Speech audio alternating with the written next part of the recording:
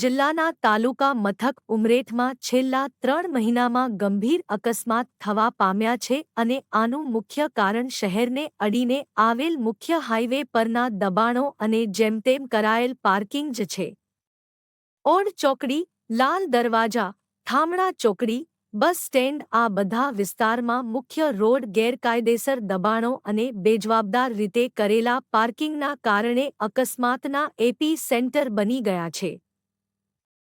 તેમાં પણ રવિવાર હોય, પૂનમ હોય કે તહેવારના દિવસો હોય તો આ વિસ્તારોમાં એવો ટ્રાફિક થાય છે કે ગમે ત્યારે મોટી દુર્ઘટના ઘટી જાય.